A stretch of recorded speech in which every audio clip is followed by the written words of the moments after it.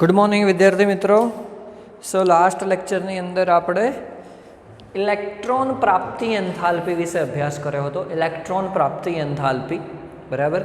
Any पहला आपणे जोयुं हतुं आयनीकरण एंथाल्पी, एनी पहला आयनीय त्रिज्या, परमाणुवीय त्रिज्या बराबर। हवे आ ज रीतना गुणधर्मोमां आपणो लास्ट टॉपिक छे ए छे विद्युत ऋणता। શું છે?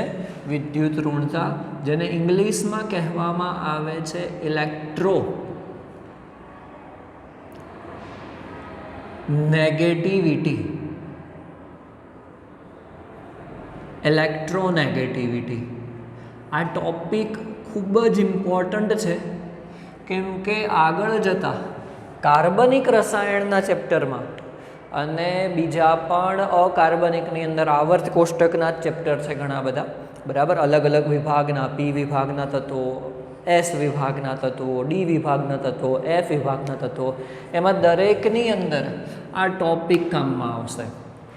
દરેકની અંદર આ ટોપિક કામમાં આવશે, એટલે ખાસ કરીને યાદ રાખવાનો છે બરાબર। એકદમ સિમ્પલ ટોપિક છે એકચ્યુઅલી, વ્યાખ્યા પણ એકદમ સિમ્પલ છે કે विद्युत रासायनिक अथवा तो कोईपण संयोजन में सहसंयोजक बंधना इलेक्ट्रॉन युग्म ने बराबर आपणे लखीए व्याख्या में के रासायनिक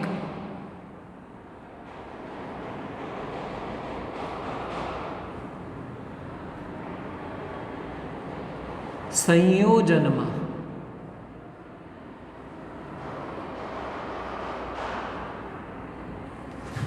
सहसंयोजक सहसंयोजक बंध में रहेला इलेक्ट्रॉन युग्म ने आकर्षवानी क्षमता आकर्षवानी क्षमता ने विद्युत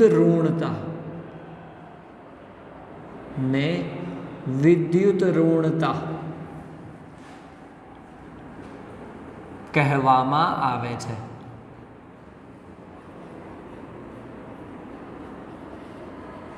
बराबर। व्याख्या एकदम सिंपल है कि रासायनिक संयोजन में सहसंयोजक बंध में रहेला इलेक्ट्रॉन युग्म ने आकर्षवानी क्षमता, एटले के सहसंयोजक बंध आपणे पहला पण जोई चूक्या छीए कि इलेक्ट्रॉननी भागीदारी थी रचाता बंध ने सहसंयोजक बंध कहेवामां आवे छे। तो जे सहसंयोजक बंध जे बंध रचाई गयो छे तो ए जे इलेक्ट्रॉननी भागीदारी थी बंध रचायो छे ए इलेक्ट्रॉन ने पोतानी तरफ आकर्षवानी क्षमता, जेने आपणे शुं कहीशुं? विद्युत ऋणता कहीशुं। जेने शुं कहेवामां आवे छे? विद्युत ऋणता कहेवामां आवे छे। हवे बीजी एक थोड़ीक ऑकवर्ड वात ए छे कि विद्युत ऋणताने आपणे मापी शकता नथी। जे रीते आपणे आयनीकरण एंथाल्पी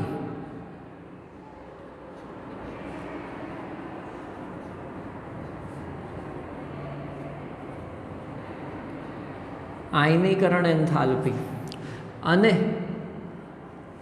इलेक्ट्रॉन प्राप्ति एंथाल्पी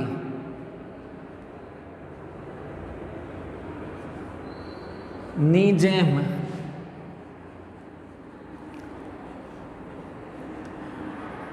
विद्युत ऋणतानुं मापन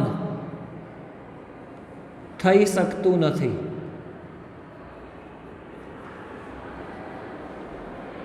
जेम आपणे सरळताथी आयनीकरण एंथाल्पीनुं मापन करता हता कि किलो जूल प्रति मोल में तेनी ऊर्जानुं मापन करता हता, इलेक्ट्रॉन प्राप्ति एंथाल्पीनुं माप करता हता, ए रीते विद्युत ऋणतानुं मापन थई सकतुं नथी। बराबर। विद्युत ऋणतानो कोई एकम नथी। ओके। तो अलग अलग वैज्ञानिकोए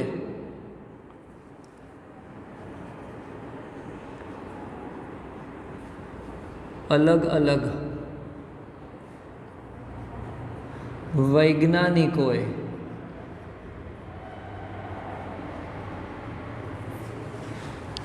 વિદ્યુત ઋણતા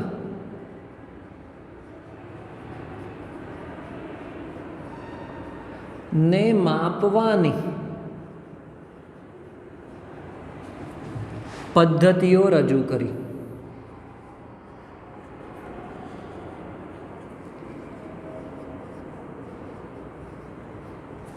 બરાબર, આપણે એક્ઝામ્પલ દ્વારા સમજીશું એકચ્યુઅલી શું વસ્તુ છે, પરંતુ એ પહેલાં તમે આ પણ સમજો કે અલગ અલગ વૈજ્ઞાનિકોએ શું કર્યું કે વિદ્યુત ઋણતાને માપવાની પદ્ધતિ રજૂ કરી.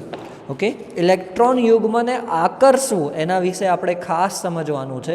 તો આ પદ્ધતિમાં છે પાઉલિંગ માપક્રમ, મૂલિકન, જાફે માપક્રમ. બરાબર, પદ્ધતિ રજૂ કરી જેની અંદર આપણે ચલો પહેલું લખીએ છીએ કે પાઉલિંગ માપક્રમ. બીજી એક પદ્ધતિ મૂલિકન જાફે માપક્રમ. અને ત્રીજી એક પદ્ધતિ છે એ છે ઓલરેવ રોચેડ માપક્રમ. બરાબર, આ ત્રણ પ્રકારની પદ્ધતિ, બરાબર, ત્રણ પ્રકારની પદ્ધતિ ઓલરેડ રોચેવ માપક્રમ. તો આ ત્રણ પ્રકારની પદ્ધતિ રજૂ કરી હતી. બરાબર, પરંતુ એમાંથી પાઉલિંગ પદ્ધતિ, પાઉલિંગ માપક્રમ ને વધુ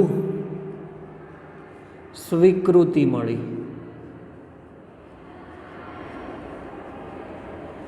તે સરળ હતી. બરાબર, આપણે સમજીએ કે પાઉલિંગ માપક્રમ શું છે, એને કઈ રીતે રજૂ કરવામાં આવ્યું. તો પાઉલિંગ માપક્રમ ને ફ્લોરિન તત્વના આધારે બનાવવામાં આવ્યું હતું.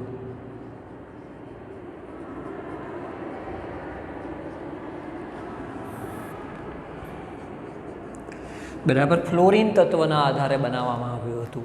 એના આધારે કેવું હતું કે ફ્લોરિનની વિદ્યુત ઋણતા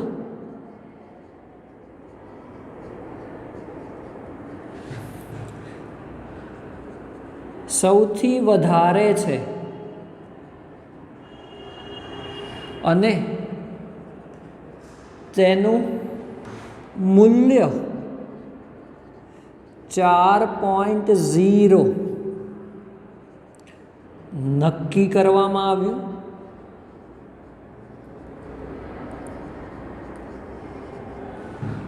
અને ફ્લોરિનના સંદર્ભમાં બીજા તત્વો ની વિદ્યુત ઋણતા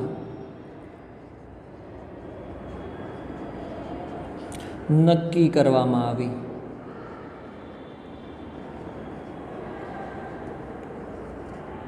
બરાબર, આવર્ત કોષ્ટકમાં ફ્લોરિનની વિદ્યુત ઋણતા સૌથી વધારે છે. ઓકે, કે તો એની વિદ્યુત ઋણતા એ 4.0 નક્કી કરવામાં આવી. અને એના સંદર્ભમાં બીજા તત્વોની વિદ્યુત ઋણતા નક્કી કરવામાં આવી. એના સંદર્ભમાં, એના આધારે, એને એક રેફરન્સ લઈને કે ફ્લોરિનની 4 છે તો એની સાથે નાઇટ્રોજનની આટલી થશે, ઓક્સિજનની આટલી થશે. એના સંદર્ભમાં બીજા તત્વોની વિદ્યુત ઋણતા નક્કી કરવામાં આવી. ओके, आ पद्धति खूब ज लोकप्रिय बनी हती विद्युत ऋणताने मापक्रम करवा माटेनी। बराबर, આપણે બેઝિકલી આપણે હવે શું જોવાનું છે કે આવર્ત કોષ્ટકમાં એને કઈ રીતે એપ્લાય કરીશું। બરાબર, આવર્ત કોષ્ટકમાં તો હવે યાદ કરો આપણો ટોપિક આગલો છે જેમાં આપણે ભણ્યા હતા કે દરેક તત્વો એ 18મા સમૂહ જેવી ઇલેક્ટ્રોન રચના પ્રાપ્ત કરવા માટે પ્રયત્નશીલ હોય છે। શું હોય છે? દરેક તત્વો 18મા સમૂહ જેવી ઇલેક્ટ્રોન રચના પ્રાપ્ત કરવા માટે।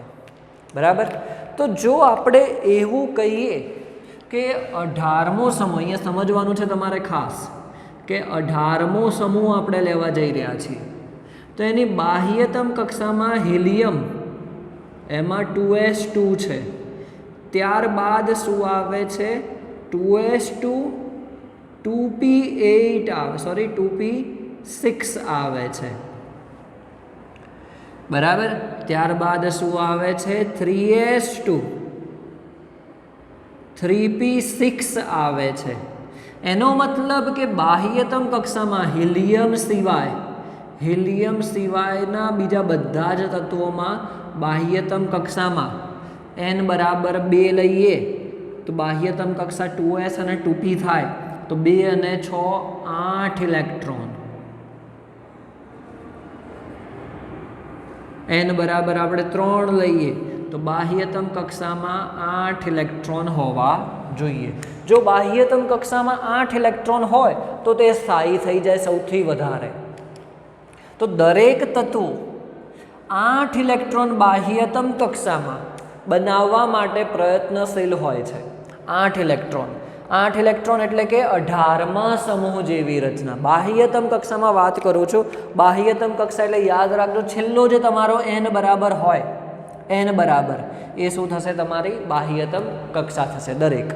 બરાબર, તો બાહ્યતમ કક્ષામાં 8 ઇલેક્ટ્રોન હોય તો તે સ્થાયી બને। તો સૌથી વધુ સ્થાયી બનવા માટે સરળતા કોની છે? तो एवं कही सकीए कि पहला समूहनी, बीजा समूहनी, 16मा समूहनी, 17मा समूहनी। धारो कि 17मो समूह आपणे लईए छीए fluorine, chlorine, bromine, iodine, एस्टेटीन। Any बाह्यतम कक्षामां जोवा जईए तो 7 इलेक्ट्रॉन छे। हवे जो 1 इलेक्ट्रॉन मेळवी ले तो शुं थाय? ते 18मा समूह जेवी इलेक्ट्रॉन रचना प्राप्त करे। 7 इलेक्ट्रॉन तो छे ऑलरेडी एमनी बाह्यतम कक्षामां। फ्लोरीनमा आपणे जोवा जईए तो 2s2 2p5 છે તો 2s2 એટલે 2 ને 5 7 ઇલેક્ટ્રોન તો છે જ, તો એને 1 ઇલેક્ટ્રોન જોઈએ છે તો 1 ઇલેક્ટ્રોન મેળવવા માટે પોતાની પૂરી શક્તિ લગાવી દેશે। એટલે કે ઇલેક્ટ્રોન પ્રાપ્ત કરવા માટે ખૂબ જ પ્રયત્નશીલ હશે। એટલે જ તમે યાદ કરો એની ઇલેક્ટ્રોન પ્રાપ્તિ એન્થાલ્પીનું મૂલ્ય પણ સૌથી વધારે ઋણ હતું। એ જ રીતે અહીંયા પણ વિદ્યુત ઋણતા કે ઇલેક્ટ્રોનને આકર્ષવાનું, પોતાની તરફ લેવાનું જે એનું મૂલ્ય છે એ પણ સૌથી વધારે છે। એટલે કે એની વિદ્યુત ઋણતા પણ સૌથી વધારે છે। એનું કારણ કે તે 18મા સમૂહ જેવી ઇલેક્ટ્રોન રચના પ્રાપ્ત કરવા માટે પ્રયત્ન કરે છે। બરાબર, તો એ જ રીતે જો આપણે સોડિયમ લઈએ પહેલા સમૂહનું તત્વ તો બાહ્યતમ કક્ષા છે 3s1 અને એની પહેલાં જો જોવા જઈએ तो 2s2 2p6 3s1 आ रीतनी एनी रचना थाय। ओके, तो अत्यारे तो बाह्यतम कक्षा शुं छे? एक ज इलेक्ट्रॉन है। हवे एने 7 इलेक्ट्रॉन मेळववा पड़े, एवुं तो करे नहीं, एवी मूर्खामी तो करे नहीं। एना करता 1 इलेक्ट्रॉन आपी देवो एने पोसाय। बराबर, तो जो तो 1 इलेक्ट्रॉन आपी दे तो शुं करे? ते एनी बाह्यतम कक्षामां हवे 3s नो इलेक्ट्रॉन जतो रह्यो तो ए कक्षा ज जती रही तो 2s2 2p6 એટલે 8 ઇલેક્ટ્રોન થઈ ગયા તો એ સ્થાયી થઈ જાય। તો તેની વિદ્યુત ઋણતા કેવી હશે? ખૂબ જ ઓછી હશે। તેની વિદ્યુત ઋણતા કેવી હશે? ખૂબ જ ઓછી હશે। બરાબર, તો આપણે હવે એના આધારે થોડાક શોર્ટમાં આપણે એને ડિસ્કશન કરીએ કે વિદ્યુત ઋણતા જો આપણે આવર્તમાં જોવા જઈએ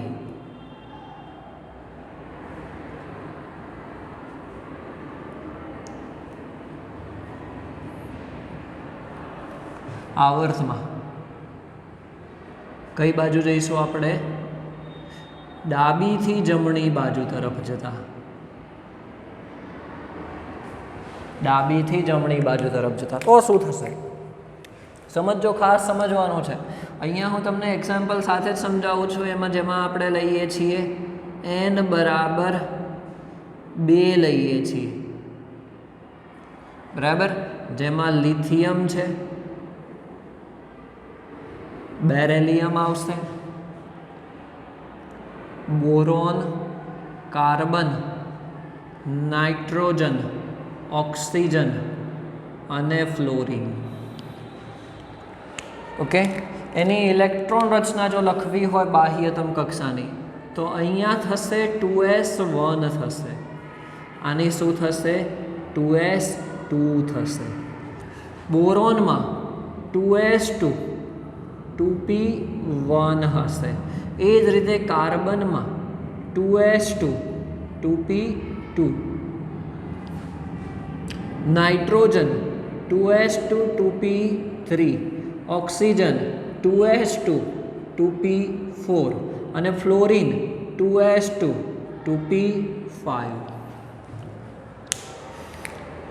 બરાબર. હવે અહીંયા હું બીજું એ લખું છું, બાહ્યતમ કક્ષામાં રહેલા ઇલેક્ટ્રોન.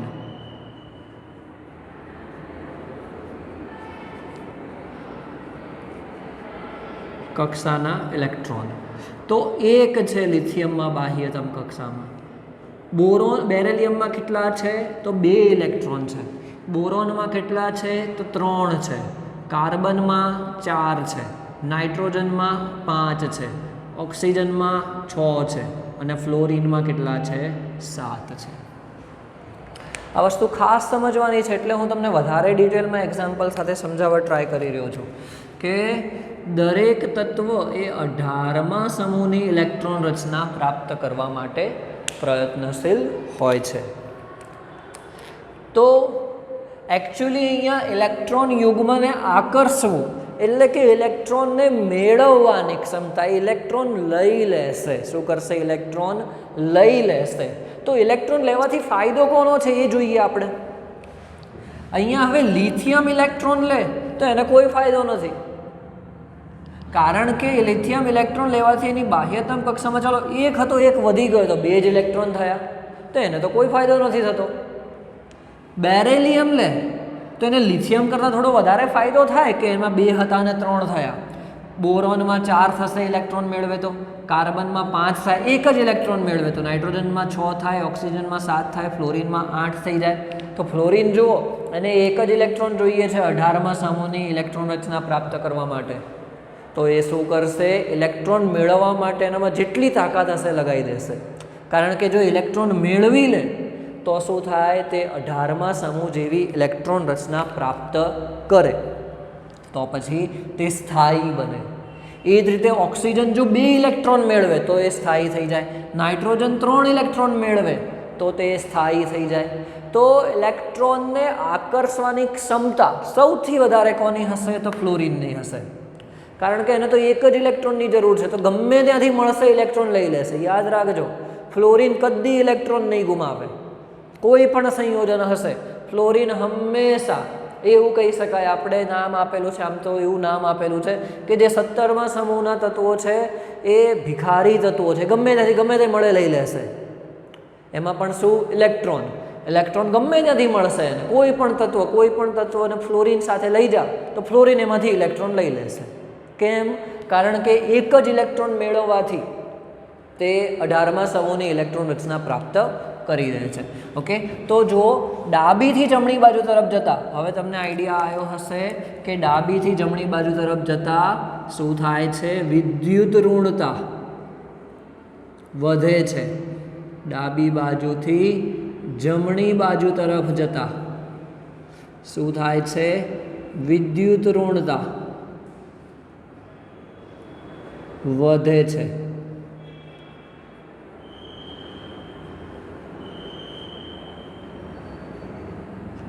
બરાબર, વિદ્યુત ઋણતા શું થાય છે? વધે છે. ઓકે, તો એનું કારણ પણ આપણે આ જ લખીશું કે દરેક તત્વ 18મા સમૂહ જેવી ઇલેક્ટ્રોન રચના પ્રાપ્ત કરવા માટે પ્રયત્ન કરે છે.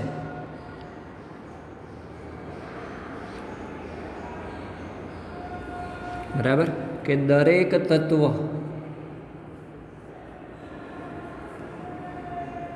અઢારમા સમૂહ જેવી સ્થાયી ઇલેક્ટ્રોન રચના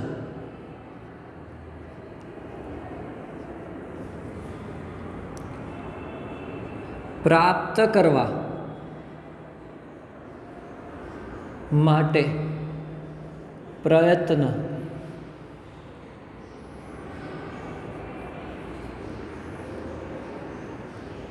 કરે છે.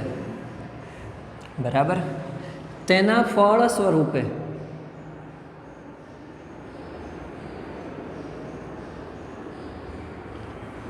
આવર્તમાં ડાબીથી જમણી બાજુ તરફ જતા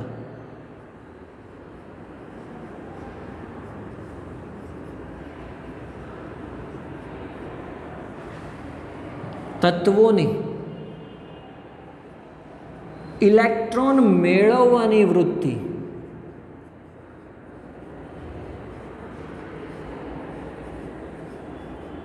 અથવા તો પછી તેને આકર્ષવાની વૃત્તિ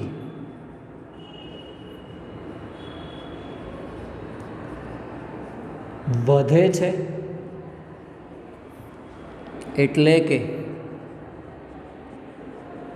વિદ્યુત ઋણતા વધે છે. વિદ્યુત ઋણતા શું થાય છે? વધે છે. બરાબર. આ વસ્તુ સમજવાની છે ખૂબ જ. તમને જે સમજાય ઇલેક્ટ્રોન મેળવવાની એટલે યાદ કરો ઇલેક્ટ્રોન પ્રાપ્તિ એન્થાલ્પી આગલો ટોપિક એ પણ શું થતું હતું? ડાબીથી જમણી બાજુ તરફ જતાં વધતું હતું. બરાબર. ડાબીથી જમણી બાજુ તરફ જતાં વિદ્યુત ઇલેક્ટ્રોન પ્રાપ્તિ એન્થાલ્પી એટલે કે ઇલેક્ટ્રોન મેળવવાની ક્ષમતા. બરાબર. ઇલેક્ટ્રોન મેળવીને તે સ્થાયી બને છે એટલે એની વિદ્યુત ઋણતા કેવી થાય છે? વધારે છે ડાબીથી જમણી બાજુ તરફ જતાં.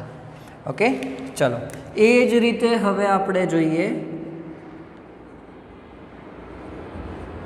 સમૂહમાં ઉપરથી નીચે તરફ જતા. સમૂહમાં આપણે શું કરીએ છીએ? ઉપરથી નીચે તરફ જઈએ છીએ. તો યાદ રાખજો શું થશે? વિદ્યુત ઋણતા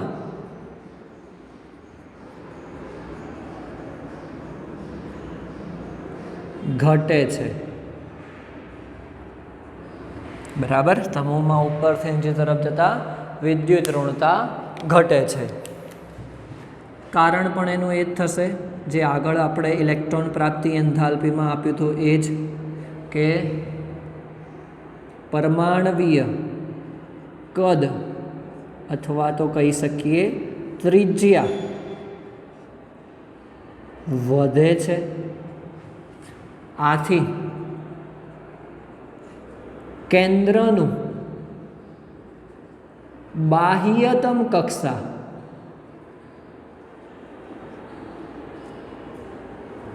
માં રહેલા ઇલેક્ટ્રોન પ્રત્યેનું આકર્ષણ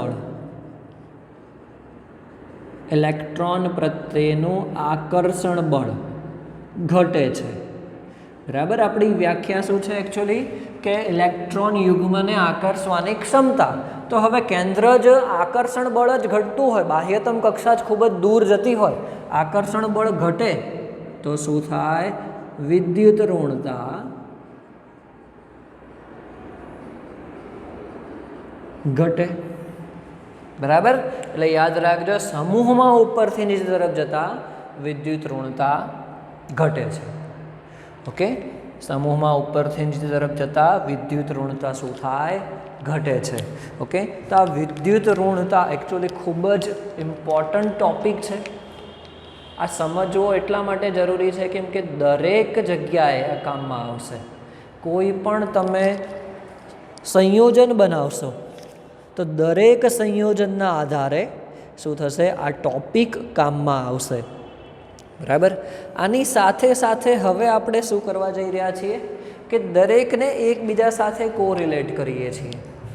વિદ્યુત ઋણતાનો અહીંયા તો ટોપિક પૂરો થઈ ગયો કે આપણે આવર્તમાં જોઈ લીધું, સમૂહમાં જોઈ લીધું, વ્યાખ્યા શું છે, શું કહેવા માગે છે, તો ટોપિક અહીંયા પૂરો થઈ ગયો. બરાબર.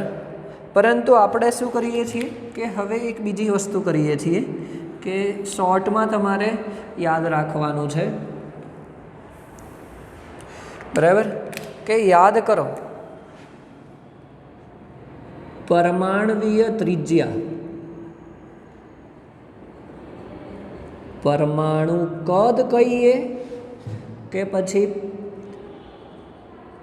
પરમાણવીય ત્રિજ્યા કહીએ, એક જ વસ્તુ છે. બરાબર. ત્રિજ્યા વધશે તો કદ વધશે, ત્રિજ્યા ઘટશે તો કદ ઘટશે. બરાબર. એ અને આયનીકરણ એન્થાલ્પી આપણે એકબીજાને કોરિલેટ કરીએ છીએ. આયનીકરણ એન્થાલ્પી એકબીજાના કેવા હતા? વ્યસ્ત પ્રમાણમાં હતા.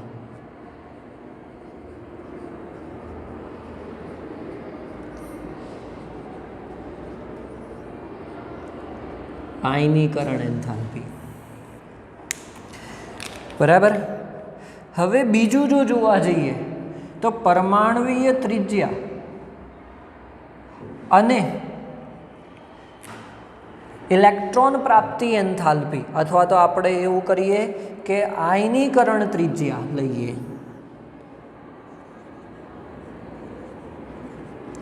આયનીકરણ એન્થાલ્પી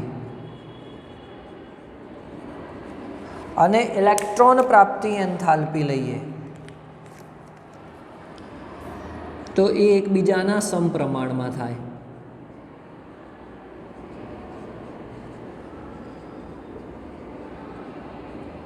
આયનીકરણ એન્થાલ્પી વધે તો ઇલેક્ટ્રોન પ્રાપ્તિ એન્થાલ્પી પણ વધતી જશે એની સામે. એનો મતલબ જો અહીંયા આપણે લખવું હોય તો પરમાણવીય ત્રિજ્યા અને ઇલેક્ટ્રોન પ્રાપ્તિ એન્થાલ્પી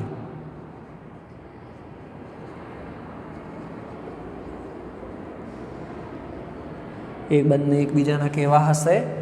વ્યસ્ત પ્રમાણમાં હશે. અને એની જ સાથે વિદ્યુત ઋણતા પણ સમપ્રમાણમાં હશે. આયનીકરણ એન્થાલ્પી, ઇલેક્ટ્રોન પ્રાપ્તિ એન્થાલ્પી અને વિદ્યુત ઋણતા દરેકમાં યાદ કરો ડાબીથી જમણી બાજુ તરફ જતાં શું હતું? વધતું હતું. આયનીકરણ એન્થાલ્પી બી ડાબી બાજુથી જમણી બાજુ તરફ જતાં વધે. ઇલેક્ટ્રોન પ્રાપ્તિ એન્થાલ્પી બી આવર્તમાં ડાબીથી જમણી તરફ જતાં વધે. વિદ્યુત ઋણતા પણ આપણે જોયું કે ડાબી બાજુથી જમણી બાજુ તરફ જતાં શું થાય છે? વધે છે. ડાબી બાજુથી જમણી બાજુ તરફ જતાં વધે છે. તો હવે અહીંયા પણ શું થશે કે આ ત્રણે ત્રણ અને પરમાણવીય ત્રિજ્યાને તે શું હશે? વ્યસ્ત પ્રમાણમાં હશે.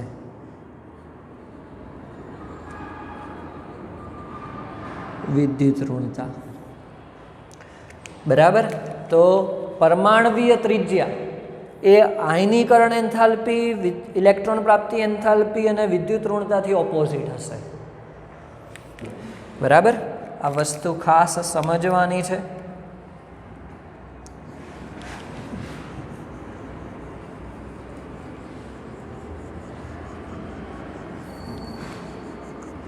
આપણે નેક્સ્ટ લેક્ચરમાં હજી આનું એક વખત રિવિઝન કરીશું દરેક ટૉપિકનું, કેમ કે સમજવું ખૂબ જ જરૂરી છે. બધાને એકબીજા સાથે કોરિલેટ કરીને આપણે જોઈશું કે પરમાણવીય ત્રિજ્યા શું છે, આયનીકરણ એન્થાલ્પી, ઇલેક્ટ્રોન પ્રાપ્તિ એન્થાલ્પી, વિદ્યુત ઋણતા, એને બધા સાથે કોરિલેટ કરીશું. કેમ કે ક્વેશ્ચન એ સાથે પણ પૂછાય છે, તમને વધારે યાદ રહેવું જોઈએ આ વસ્તુ. અને આ ટૉપિક એટલા ઇમ્પોર્ટન્ટ છે આખા કેમેસ્ટ્રી માટે કે તમને દરેક જગ્યાએ કામમાં આવશે. ત્રિજ્યાથી લઈને આયનીકરણ એન્થાલ્પી, ઇલેક્ટ્રોન પ્રાપ્તિ એન્થાલ્પી, વિદ્યુત ઋણતા. બરાબર. કોણ ઇલેક્ટ્રોન ગુમાવશે, કોણ ઇલેક્ટ્રોન મેળવશે, એ વસ્તુ ખાસ જરૂરી છે સમજવી. ઓકે. તો નેક્સ્ટ લેક્ચરમાં આપણે એના જ વિશે ચર્ચા કરીશું કે કોણ ઇલેક્ટ્રોન ગુમાવશે, કોણ ઇલેક્ટ્રોન મેળવશે, કોની ઇલેક્ટ્રોન પ્રાપ્તિ એન્થાલ્પી, પરમાણવીય ત્રિજ્યા વધારે છે, ઓછી છે. બરાબર. એના વિશે આપણે ખાસ ચર્ચા કરીશું. ઓકે. તો આજે આપણે આટલે સુધી રાખીએ છીએ. નેક્સ્ટ લેક્ચરની અંદર તમને જે કીધું એ પ્રમાણે ચર્ચા કરીશું. પણ તમે ખાસ આ વસ્તુ વિડીયો જોતા પહેલાં નેક્સ્ટ વિડીયો જોતા પહેલાં દરેક વસ્તુ તમારા માઇન્ડમાં ક્લિયર હોય તો વધારે સારું.